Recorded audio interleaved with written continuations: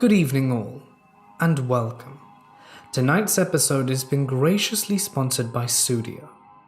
Their brand new earphones, the Fem, are absolutely amazing. Beautifully designed, weigh virtually next to nothing, sit super comfortably in your ear, and provide so many hours of playback. The perfect companion for a walk in the middle of nowhere, perhaps. They are truly magnificent earphones. I've been using mine for a while and am absolutely enamored with them and would recommend them to anyone, seriously. So if you'd like to get your hands on some of your very own, or perhaps for someone special, feel free to check out the link in the description and is the pinned comment. There's also a 15% discount for anyone who wants to get some with my discount code MORTIS. It's all there for you. But without further ado, it's time to get comfortable and let the darkness take control. The incident I'm going to share with you is all about being in the wrong place at the wrong time. This happened in North Pole, Alaska. No one believes it was unprovoked. I was in the army, and if you live in barracks, you have to keep your weapons in the army room.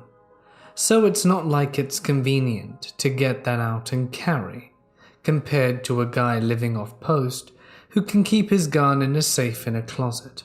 I know people will still wonder why I wasn't carrying those, but anyway, here's my story.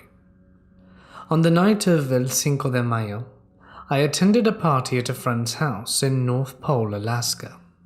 North Pole is about half hour outside of Fairbanks. It's a somewhat rural community. Lots of houses that are on 1 to 2 acre lots, and mostly all dirt roads off the main road.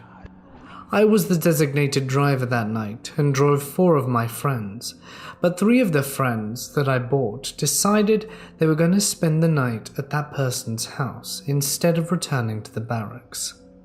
Only one friend that wasn't drinking a lot decided that he wanted to go to the barracks when I was ready to go. We ended up leaving at 1:30 a.m. As we're pulling into the front gate, we got a call that there had been a fight at the party. They said after the fight, everyone was going home instead of staying the night and continuing to drink.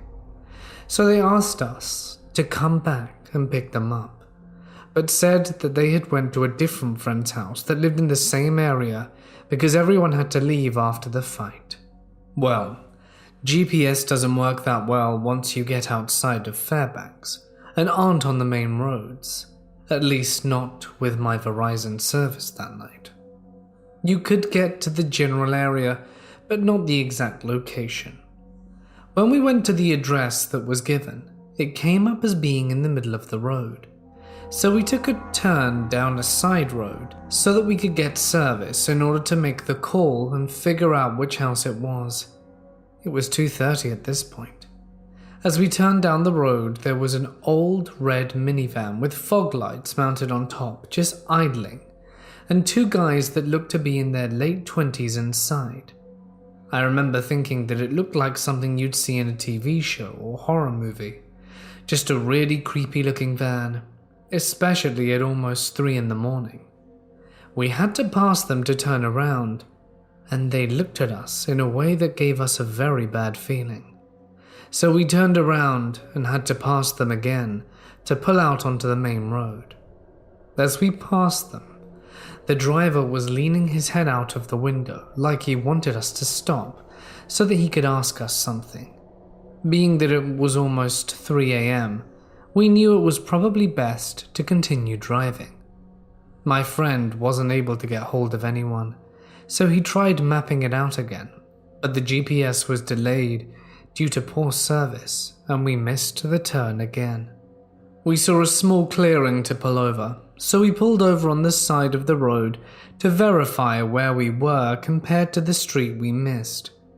About 10 seconds after, the same red minivan with the fog lights mounted pulled up next to us on my driver's side and rolled down the window.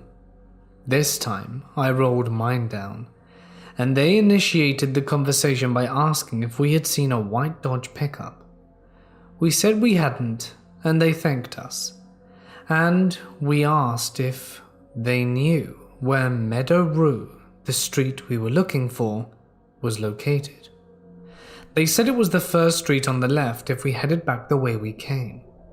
We were suspicious, but when we looked at the GPS, it showed that it was that road.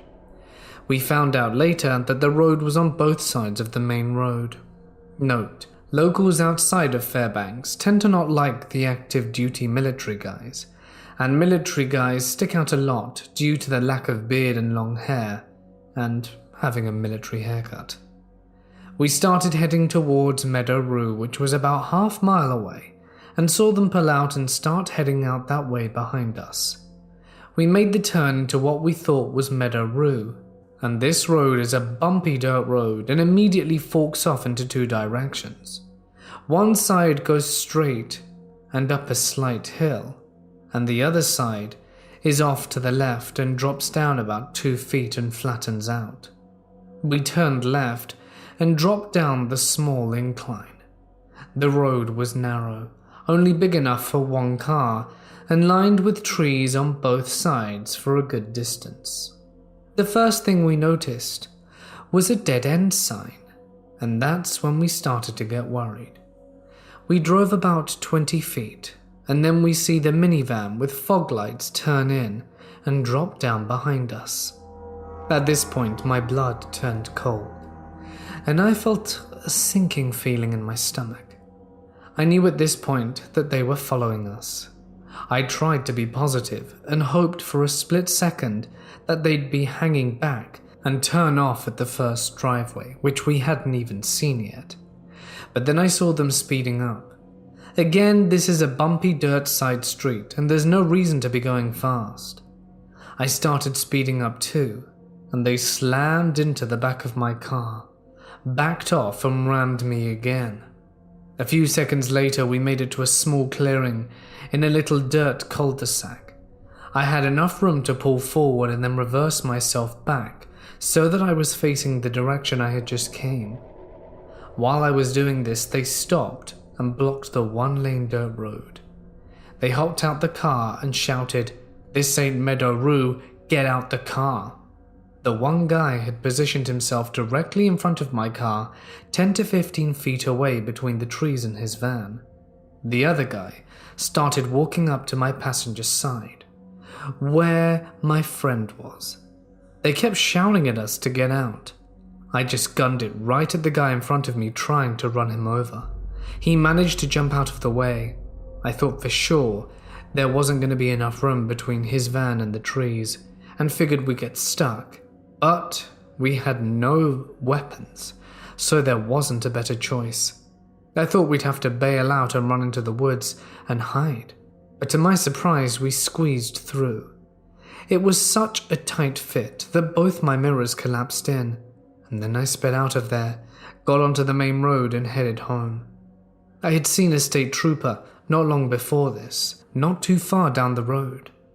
I was scared to death of being chased again, and then run off the road at higher speed. So instead of slowing down, I blew past the state trooper, doing 90 in a 45. Since this is extreme speeding, I'd thought I'd get the trooper's attention, but for whatever reason I didn't. There was only one turn on the whole way back, and when I slowed down to make it, the van was nowhere in sight. I still flew back at 90 all the way back, just to be safe. The next day we tried to tell our friends what had happened. Nobody believed us, not one person. They thought we didn't feel like driving all the way back to pick them up, so we made up some story to get out of it. The guy who had invited us all over originally said that if we were serious that we needed to go file a police report with the Alaska State Troopers, so we went to do that. When we filed the report after giving our story to the trooper, he told us to wait and then left the room. About 15 minutes later he came back in and told us to tell the truth. Confused, we asked him what he meant, and he said his theory was that we were drunk, driving around late at night after the Cinco de Mayo party, and we plowed into the van we described. He said he thought the owner heard that happen and then came out and confused, so we took off. He said to get ahead of the story, we made up the whole thing so we wouldn't get in trouble for wrecking into the car while drunk and leaving the scene. We repeatedly told him this was not the case and said everything that we told him was true. Without evidence to prove his theory though, he let us go. The next day he went and checked the area we showed him on the map. I guess when he didn't find a wrecked car, he knew we were most likely telling the truth. He called and asked us to come meet him out there to verify it was the area, but we told him we didn't want to go near there again. About 2 weeks later after that, he called and asked us to come back in and possibly ID the vehicle. He showed us a picture of a red minivan with fog lights, and we said that it looked like the vehicle from the incident. He told us that this vehicle was stolen out of Neneka, Alaska, some time before that, and it was stolen from an old woman.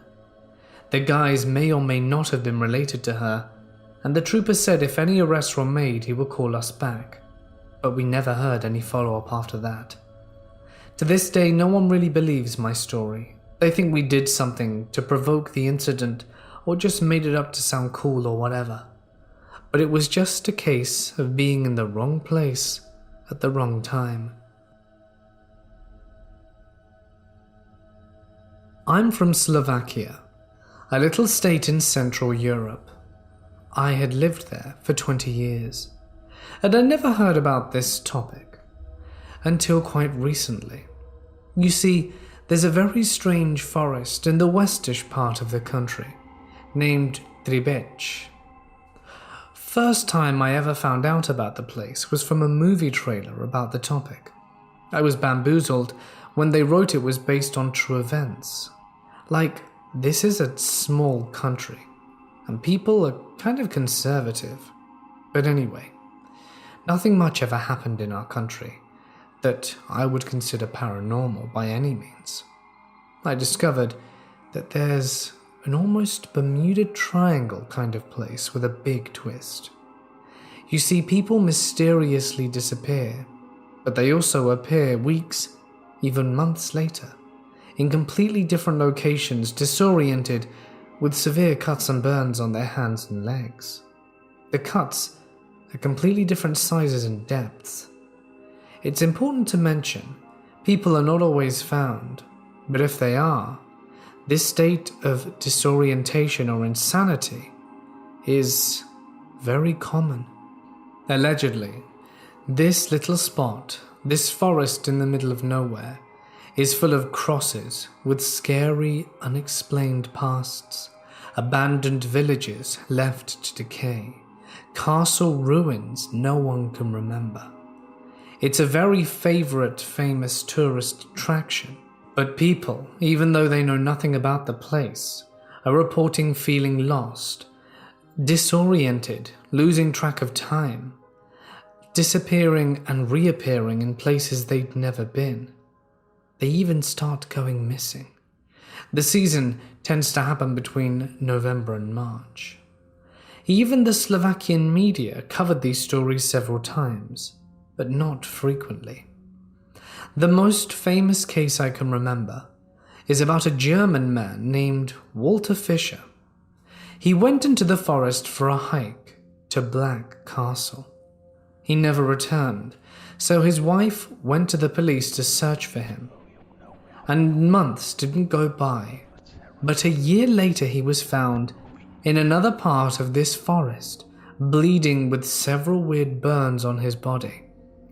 He was taken to hospital, and from there to a psychiatric unit, because he went totally bananas and was blabbering about lights that kept him company, about different dimensions, and other stuff like that. Bear in mind he was completely normal before he stepped foot into the forest. The latest story, as far as I'm aware, was from 2017, when a boy was lost and they found him after several weeks, injured and fainted.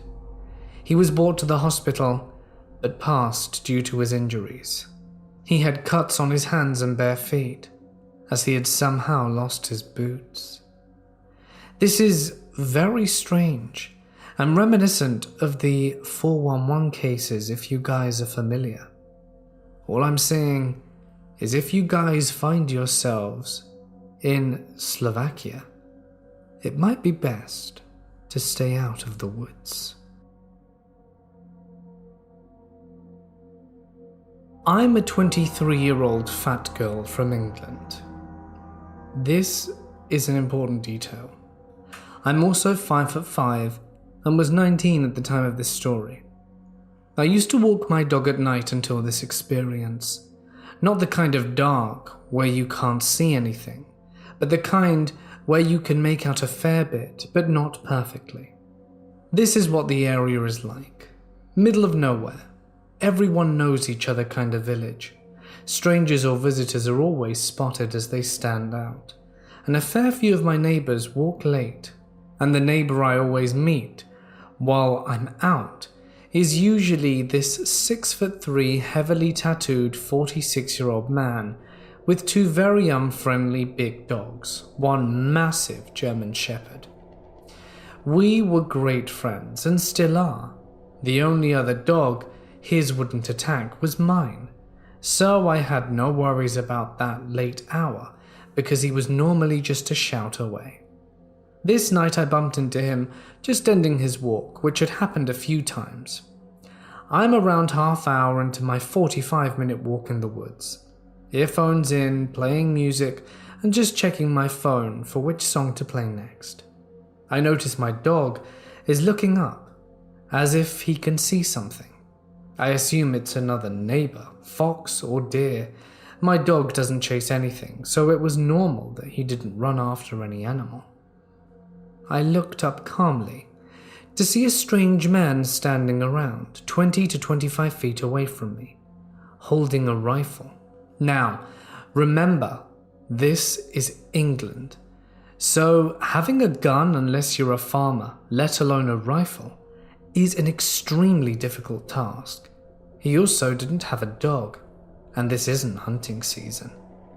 He looked shocked but angry to see me there. At this point I remember my head torch, and he turns to look at me. He angles himself to face me, and at this point I knew I couldn't turn around or run since I'm very out of shape. More so then. So I carry on walking. As we go past, my dog gives him a wide berth, which is unusual since he's so friendly and loves literally everyone and everything. When I was level with him, he shuffled and just said, "Evening." I responded with the usual good evening and sped walked out of there.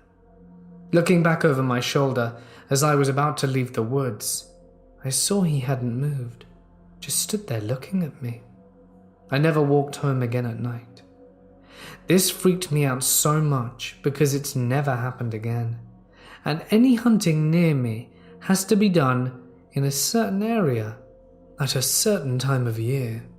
He could have been hunting, but I'm sure I would have heard a gun go off at some point, since sound travels and I can hear bird scarers in other fields through my earphones. For context, I didn't walk with the neighbor a lot because he was inconsistent with times due to work, and it had been safe with no issues in this area before. Creepy guy, let's not meet again.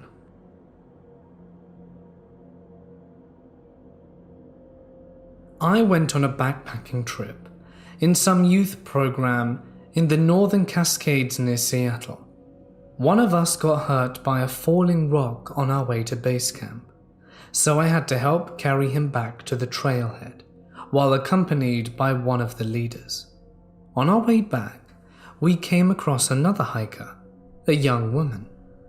We talked as we were all sort of taking a rest, and she said she was going to summit one of the peaks later on the trail. The thing is, the trailhead to the peak was about 8 hours one way, and she had a light day pack. The next day, back at base camp, helicopters swarmed and men were dropping. It was like a movie. I was taken aback. Little did we know it was a huge search and rescue team looking for the same woman I had interacted with not 16 hours before. For 3 days every night, all I could hear was the distant calls of the men calling her name, all echoing off the basin walls in an endless call for this person. I remember hearing it was a supposed way to end her own life, that she was a seasoned hiker, yet she didn't pack anywhere near enough for this excursion. It didn't make sense. Perhaps she just wanted to get far enough, then stay. That would be her final moment.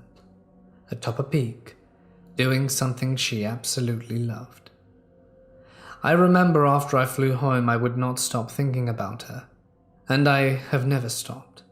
I still search her name, just to find she's never been found. That she is not just without her family, but that she has seemingly disappeared into nothing. It bothers me, thinking of what those hours right after we spoke were like for her. What she saw last, what her last thoughts were, what she did last. But it doesn't seem to matter, because whatever any of those answers are, they will quite possibly never be found, just like she never was. I cannot put into words how much this haunts me to this day.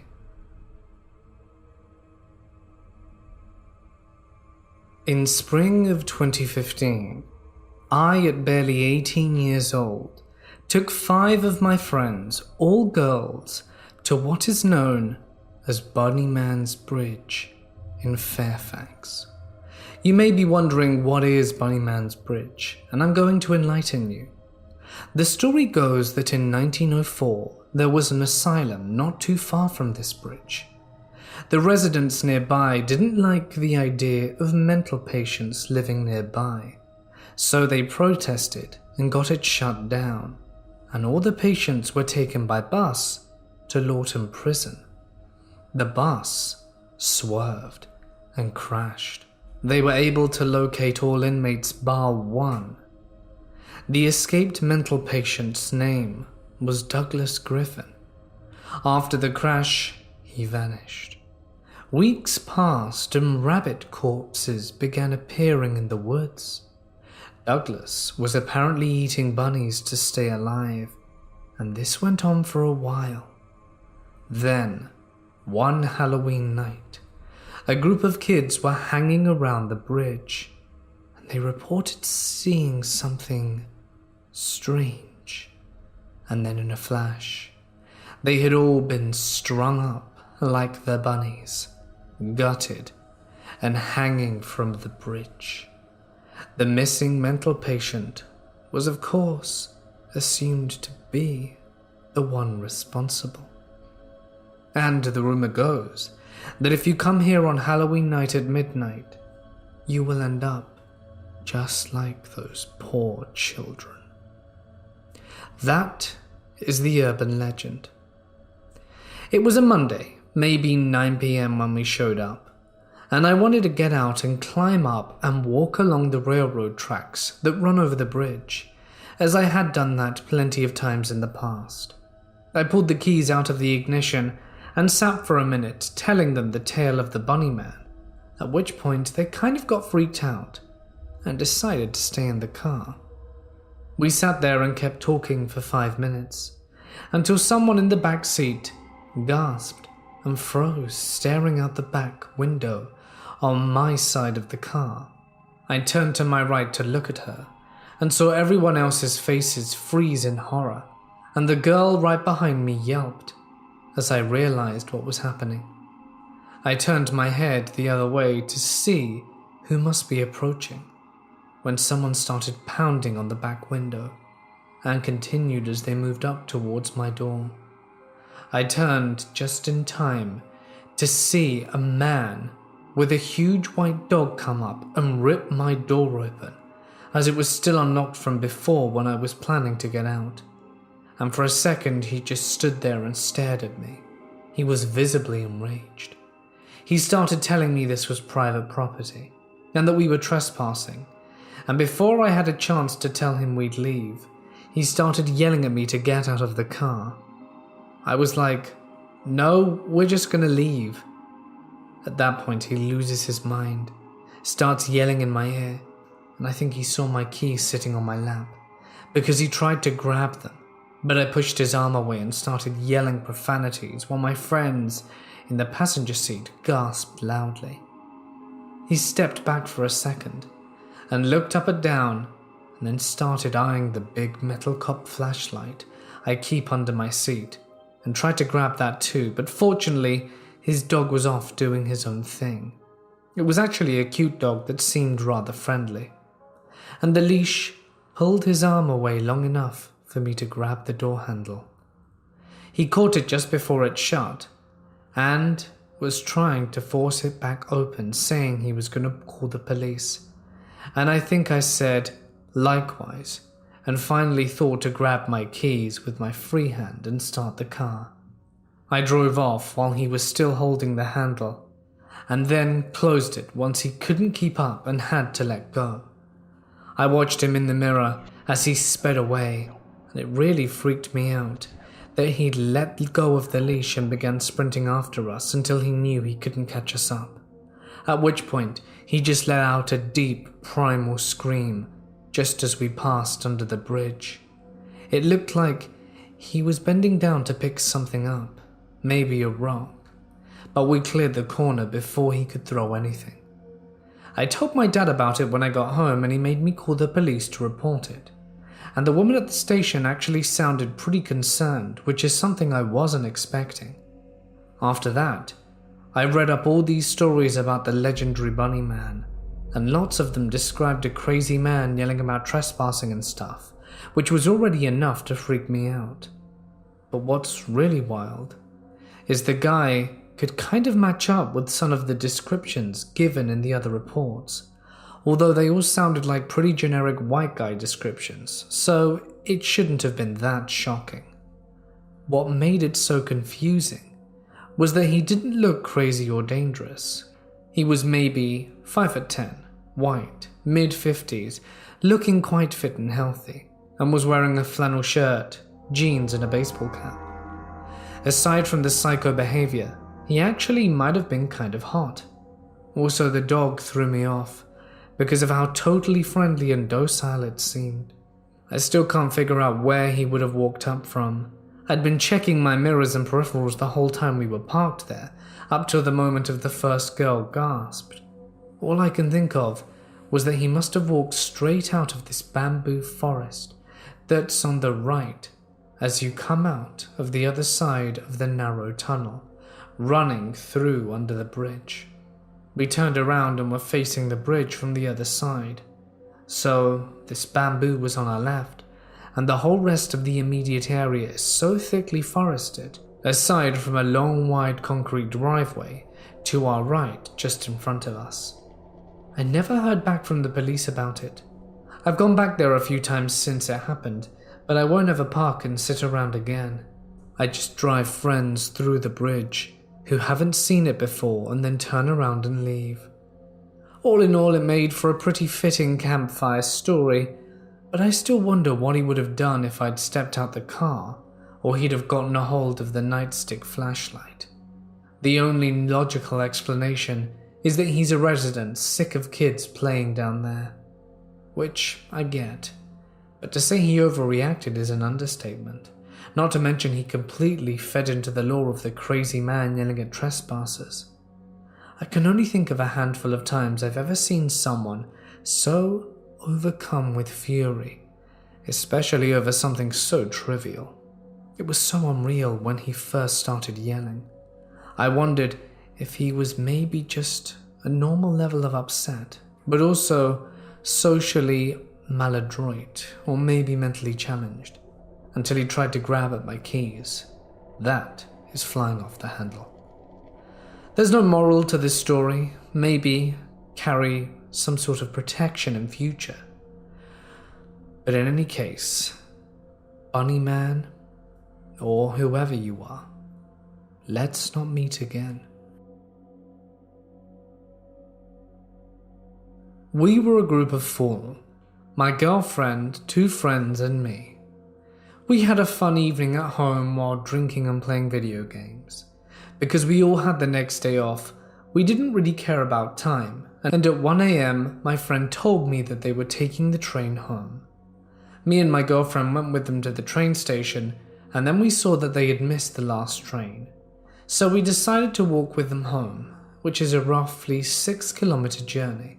This is all through a forest. We had a good time though, listening to music and singing along, when suddenly I hear something that sounded like a scream. "Did you hear that?" My girlfriend said that it was a deer. So we carried on, but 2 minutes later we heard the scream again. We heard the scream that second time, followed by the word "help" from a woman. It was so loud and frightening, we immediately sobered up. The woman screamed for help non-stop, and we couldn't see anything in this pitch-dark forest. We were trying to locate the screams, but it was quite hard due to the echo. I said, "Hello? We're coming, don't worry." We thought perhaps the woman had tripped or gotten lost. We called the police in the meantime, and they arrived pretty fast, but there were no screams when they got there. We tried to explain our story to the police, and she screamed again, and then 2 officers ran into the dark. They found her, but we never got the chance to know what happened there. We heard from other sources that a woman was taken by 3 men, and I bet you can use your imagination to guess what they did to her. The police told us to leave, and that they had to take the woman with them, and they thanked us and called us a taxi. That really freaked us out for a long time. My family and I were driving from Ohio to Wyoming one holiday season to visit family about 10 years ago. Due to storms further north, we traveled straight west instead of northwest at first and split the trip at Ohama, staying the night before heading up through Nebraska into South Dakota.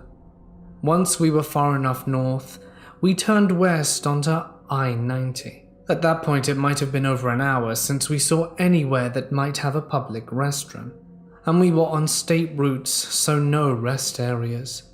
Those of you who have traveled with young kids know that's close to their bladder/boredom limit, and our daughter was begging us to stop somewhere to pee. South Dakota was similarly deserted, or even worse, as we headed west. Finally, we reached a desperately needed rest stop, as my, at the time, 5-year-old and I both needed to pee by then. Just as we pulled in, the truck that had been following us for a while pulled in too. I didn't think too much of it at first until I started to open my door. My head was turned to the right, where the truck was parked a couple of spots over. My eyes met the driver, and I just shivered. He was a skinny guy, straggly grey-brown beard and dark eyes. I could see that he was wearing a dingy, dirty blue plaid shirt, and he got out of his 90s brown and cream truck and started rummaging in the bed. I told my husband I didn't want to go into the rest stop alone because of the guy and the weird feeling I got from him. He thought I was being a little silly, but agreed to come in with us, and at that point, the next stop was Wall, South Dakota, at least 100 miles away, according to the huge billboards we passed advertising it. He figured he better empty his bladder, even though he didn't particularly feel the need to. I grabbed our daughter and we headed inside, followed by the guy who'd finished rummaging at his truck, but wasn't carrying anything when I glanced back. My daughter and I did our business in the women's restroom and headed back out to the lobby. As I expected, my husband was already out there since he didn't have a small human to chaperone. The older guy was also in the tiny lobby area. He was just there, glaring at my husband. My husband rushed us back to our car, and as we were buckling in, he locked the doors. Then he told me that the guy hadn't even gone into the restroom and was just standing in the lobby the whole time. He agreed with me that we might have had a close call and was glad that it hadn't just been me and our daughter there. However, that's not the end of the story. Remember how I mentioned Wall and that it was 100 miles away? Well, that was 100 miles of pretty landscapes, but a decent number of turnoffs from the interstate. We didn't see the truck following us, and through the whole episode was completely behind us, except when we stopped in Wall to grab lunch and some road snacks. Plus, look around this homely but fun little tourist trap in the middle of nowhere. We saw the guy in the store not 20 feet from us, same face, beard, dirty plaid shirt. Thankfully, we'd already eaten, so since he was staring at us again, we quickly paid for our snacks and trinkets and got the hell out of there. We didn't see him again, but I was seriously creeped out until we reached our relatives in Wyoming safely, with no other sights of that accursed truck. We live in the middle of nowhere, so to speak. The closest neighbor is about 900 meters away by road, and 600 if you cut through their forest. We have lived here for quite some time, and never really had that much of a problem with the neighbors. My mum has 4 large dogs, 2 being Alaskan Malamutes, 1 Husky Malamute mix, and 1 German Shepherd Malamute mix. They bark at things they see. If they see hunters or deer or moose on the far side of the field next to our house, or whether it's a car, driving, or people walking down our road, they bark loudly. And when I say our road, I mean our road. It's about 200 meters long and leads only to our house and away from it, with no other properties. One of the dogs is inside at nights. 2 are inside a fenced area, and 1 is outside the fenced area, on a chain leash connecting to her doghouse. They really are the sweetest dogs and wouldn't hurt a fly. Well, maybe a fly, but never people. They do have a large problem with running away though, meaning that if they somehow got loose, they stay loose for a few hours roaming other people's property, unless you catch or lure them back within seconds. They come back on their own after maybe 3 to 5 hours, but we try to find them and catch them before they cause any harm on others. One night, around 3 a.m, my dad gets a phone call from a blocked number. Being all groggy and literally just waking up, he answers it. The male voice on the other end says aggressively, "Make your dog shut up before I call the police and animal control." My dad apologizes and the other person hangs up. My dad got up worried and goes to check on the dogs. "I know you're getting ahead of yourselves, but our dogs are still there. They all seem to have just woken up when my dad walked out. And now he's being a bit annoyed, as he's being threatened for no reason at all. So if they had been barking, the police couldn't find him, and animal control couldn't either, considering the dogs were healthy. A month passes and we all forget the strange call. The next occurrence may not even be by the same person, but I wouldn't be surprised. My parents get up, make coffee, and go out for a cigarette as they normally do. They sat there for a moment until they saw one of our dogs laying on the porch next to them. The dog watched at them with guilt in his eyes, and as soon as our other dog came running from behind the house, wagging its tail happily, the third dog on the chain leash started howling. At this point, my parents went to check to see if they had closed the door poorly. The fenced area was quite large, built with thick metal net supported by poles, about 2.5 meters tall. The door was a frame with the same metal net, but strengthened with a piece of tin paneling at the bottom, because the dogs have once wiggled through it. But the problem wasn't the door. They hadn't dug their way out or magically jumped their way, no. In the back of a fence, there was a large hole cut with metal cutters. Around the hole were muddy footprints, and my parents called the police after taking the dogs in. Somehow the police didn't see the problem and said that it was likely the dogs that had chewed their way out. Those words literally came out of their mouths. Our third dog was probably not let out because she has the meanest bark you'll ever hear. She literally will roll over if you go closer. But the culprits didn't know that, so they went from the back. My dad bought a hunting camera. Unfortunately, no one went there again. Maybe the scariest part of them being let out of the pens is that it was hunting season, and a hunter could have shot the dogs during the night. We once found a plastic bag with raw meat outside our dog pen.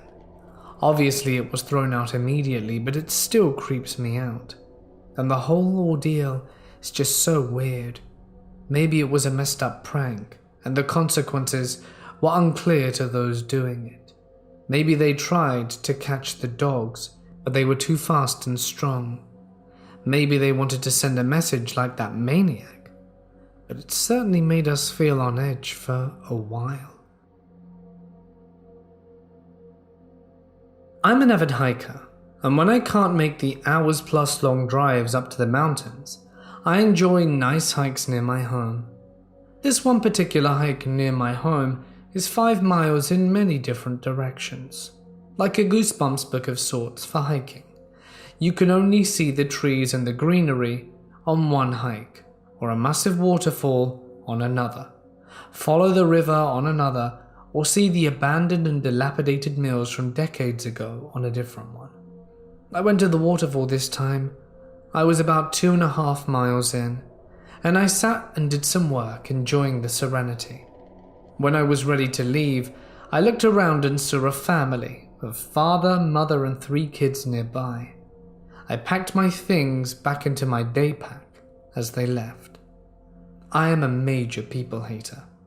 I prefer to hike in areas where there are no people for miles.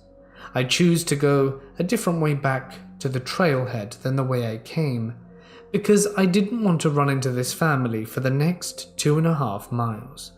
I checked my map on my cell phone and found a route that I could take that seemed remote enough. I immediately noticed that this trail was not man-made, but just probably what was left after some flooding.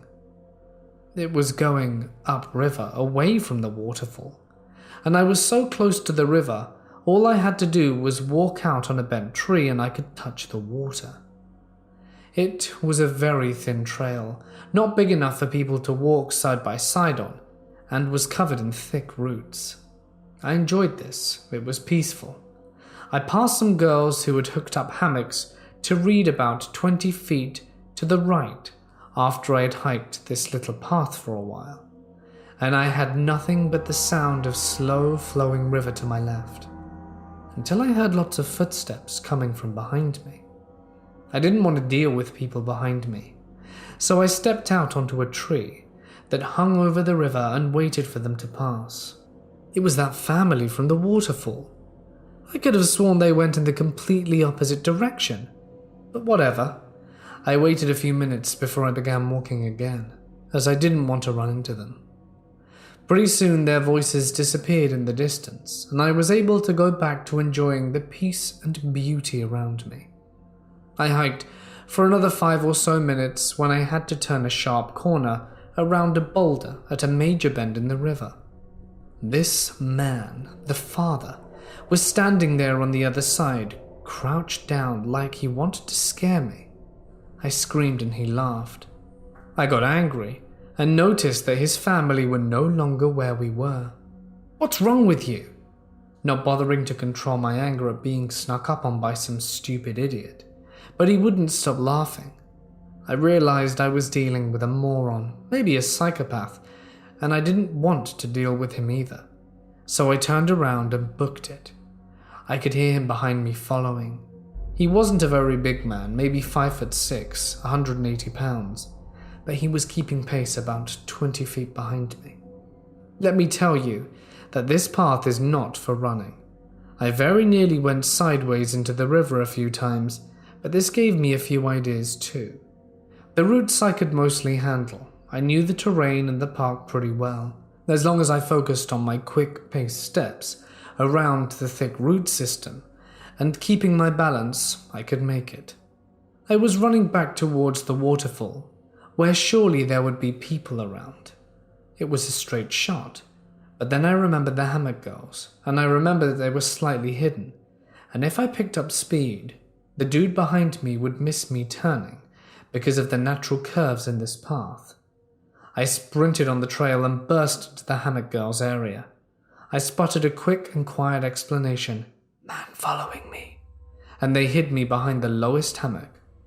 It took us about 5 to 10 seconds maximum to get it set up, and the three of us watched to see if this guy ran past, as I would be hidden safely. I stayed with the girls for a few more minutes after he had passed, explained the situation and catching my breath, and then went back the way I came upriver, as I didn't want to run into this dude again. You think it's over, right? No. I again hiked upriver on the trail, my original remote path back to the trailhead. I tried to calm myself down. I couldn't get my mind to stop thinking that I was being followed. I just tried to hurry and get out of there as fast as I could. I turned a sharp right at the boulder that the man was hiding behind before, and I kept pushing through the rough trail, and I tried to focus on the sound of the river that was still to my left, but I couldn't get the sound of my heart out my ears.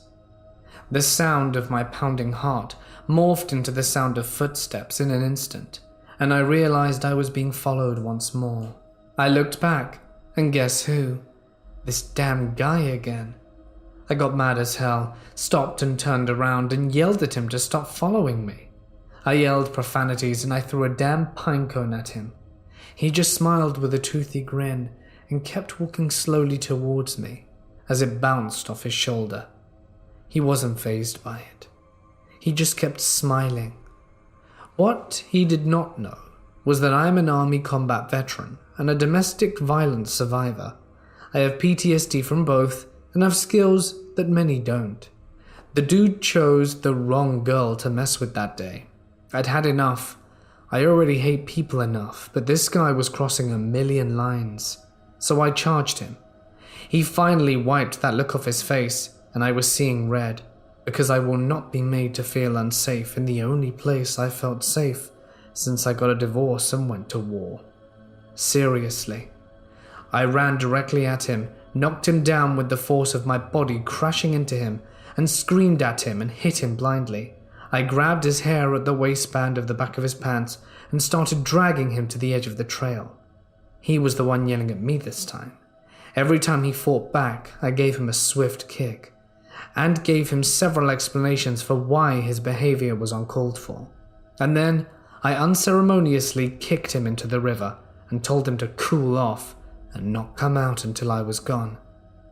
I turned back in the direction I had been walking in before and decided that I needed to take another detour just to be safe getting away from him. That also was to get away from more people. I knew there was a trail parallel to this one that I was on to my right, and I looked around for a clear place to climb up the steep hill, which was mostly granite and moss and ivy. I hadn't planned on impromptu rock climbing that day, but whatever. I found a spot and began climbing until I got scared by the three guys sitting in the middle of the hill on a very small mossy flat smoking weed. They were quite hidden, and once I caught my breath from the shock and climbing, I asked if they heard me screaming, and they said they did, but they thought I had it covered.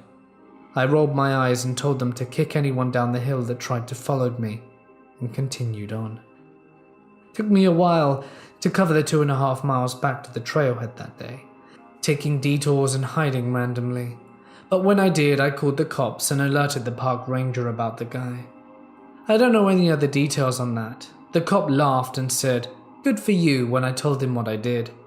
Honestly, I doubt they did much because I never heard back. And I sadly have not been back to that place. I just want to state before I share this that I don't agree with violence, but I wasn't getting out there without it. I just want to hike in peace, and I would absolutely prefer it if I could do it alone and safely. And thank Cheez-Its for those hammock girls. When I was 6, my family and I went on vacation to Morocco. It was a very nice place. We visited a lot of different towns, and we even went to the beach to swim and have a nice beach day. In total, We stayed about 3 weeks. One of the weeks, we had a plan to rent a 4x4 and go into the desert to explore and go to towns and resorts. So the first day of our desert expedition, we woke up early to the 4x4 and drive off into the desert. We would stop every 30 minutes or so to walk around a bit and play in the sand and take in the beauty. It was a very fun day. And that night we stayed in a hotel so we could leave early and do more exploring. The next day, we were driving along like normal, and then my parents wanted to stop for lunch in the middle of the desert. We had lots of food in our car, and my brother and I were happy to have time to go outside and play. We had lunch, packed up, and just when we were about to leave, we realized we're stuck. The 4x4 wouldn't move. It had sunk into the sand, and we were stuck there for about 5 hours. My family didn't seem to care much, but I was crying and freaking out, yelling for help. I thought we were going to die, even though we had enough food for days. Then, just when my parents were starting to get stressed, do we see a car in the distance. It was coming towards us. We were saved. The men from the car helped us get our car out the sand and even offered to take us to an inn that belonged to their friend. We were very grateful. They drove us in their truck, towing our truck for a few hours until we arrived to this inn in the desert. It was a very nice place with traditional walls and nice scenery. My brothers and I went outside on a little sand dune to play in the sand while my parents spoke with the men. They helped us make sure our car was running normally, and they were very nice and hospitable. We didn't think anything of it. I was playing outside when it got chilly, around 7 p.m, so I went back in to fetch a sweater. And when I went inside, I saw my dad hiding around the corner listening to the men speaking to each other in Arabic. I didn't think anything of it, so I went to get my sweater and went back outside. Night came and we went to bed. I was in a room with my mum, and my brothers were in the room next to me with my dad. At 2 a.m, my mum woke me up, told me to get dressed because she wanted to go on a little walk, and we left the room. We got my family, got in the car and left, and never went back. I didn't understand why, so I assumed we were just driving around, and we spent the rest of the vacation in towns. I didn't know this at the time, but my parents then told me the full story. My dad overheard the man talking about how someone would come pick us up in the morning. When my mum was sleeping, she said she saw a man with a knife come into our room and hide in our closet. They were human traffickers who went around the desert rounding tourists up and selling them. Hey guys, it's Mort here, and thank you so much for listening. Again, a huge thank you for Studio for sponsoring this video. If you guys would like to get earphones of your very own, honestly, they are so good. Yeah, they're seriously good. I really like mine. If you'd like some, 15% off. But again, it's up to you. As always, I'd like to extend a huge thank you to my lovely patrons who really help out. Thank you so much for your continued support. I hope everyone is doing well. We're all okay. My voice is a bit, but don't worry, I'm not ill. It's just sort of like a cough that makes my voice a bit funny. So yeah, nothing new really. I suppose, given the situation, nothing's new for many people. But yeah, all is good. It would be really super awesome if you followed me on Twitter. I'm going to be doing some giveaways quite soon, and it might require you to follow me on Twitter to be into the draw. So, just think about it. If you have it, just do it. What's one more follow? Especially for your good pal Mort. Anyway, guys, that's it for this video. If you have anything to share with me, anything spooky or horrible that has happened, send it to me. Let me know. I'd love to read about it. But you need to make sure you put in plenty of paragraphs, punctuations, and description in order for it to qualify. Alright guys, well this is the rambling over. Video ends. Thank you so much for checking it out. Stay awesome, and I'll see you in the next one.